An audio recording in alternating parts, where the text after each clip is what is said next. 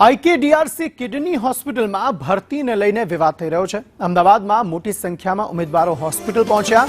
2023માં જાહેર થયેલી ભરતી હજુ સુધી પૂર્ણ ન કરતા રોષ જોવા મળી રહ્યો છે। 2023માં 1156 કાયમી ધોરણે સરકારી ભરતી જાહેર થઈ હતી। ભરતી પ્રક્રિયામાં 6 મહિના પહેલા ડોક્યુમેન્ટ વેરિફિકેશન થયું હતું।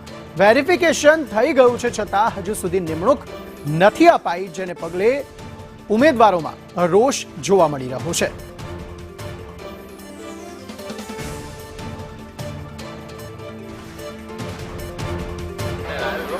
એપ્રિલ 2023માં કિડની હોસ્પિટલ દ્વારા કાયમી ભરતી 1156ની આપવામાં આવી હતી।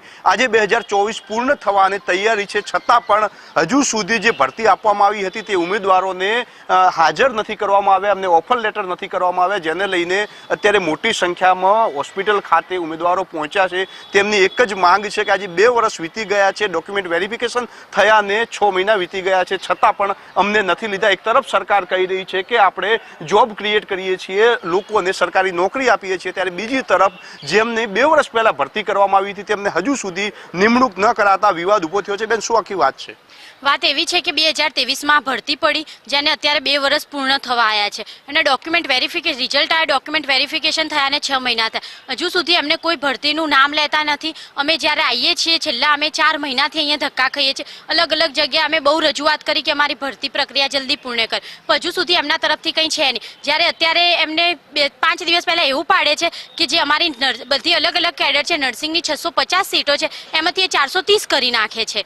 એમાંથી અમારી કંઈ પૂરી પ્રક્રિયા, જ્યારે આખી પૂરી પ્રક્રિયા પૂર્ણ થવા આવી છે, હવે બસ ઓર્ડર લેવાની વાત છે, ત્યારે અમારી સાથે આવી મજાક કરી રહ્યા છે। ચોક્કસથી એક સવાલ એ ઊભો થાય છે કે ભરતી પાડી, જગ્યાઓ ખાલી, મતલબ કે હોસ્પિટલમાં અત્યારે લોકોની ઘટ છે, 2 વર્ષ થયા હજુ ઓર્ડર ના આપ્યો, એની પાછળ શું કારણ?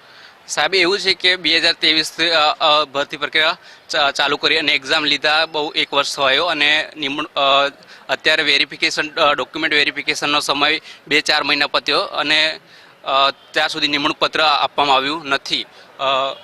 સ્ટાફ નર્સની 650 જગ્યા હતી, એમાંથી એમને બી જગ્યા ખાસી ઘટાડી દીધી અને 430 કરી છે। એ ભરતી પ્રક્રિયા 650 પૂર્ણ કરવામાં આવે અને બીજા કેડરની છે, લેબ ટેકનિશિયન છે, લેબ આસિસ્ટન્ટની છે, એમાં પણ એક પણ સીટ ઘટાડ્યા વગર પૂરી કરવામાં એ અમારી માંગ છે। અને ઘણી વખત એવું થતું હોય છે કે સરકાર ભરતી પાડે છે અને એક પીરિયડ લિમિટ હોય છે, અહીંયા કોઈ લિમિટ જેવું હતું ના? અહીંયા આઈકેડીઆરસીમાં કોઈ લિમિટ જેવું હતું જ નહીં।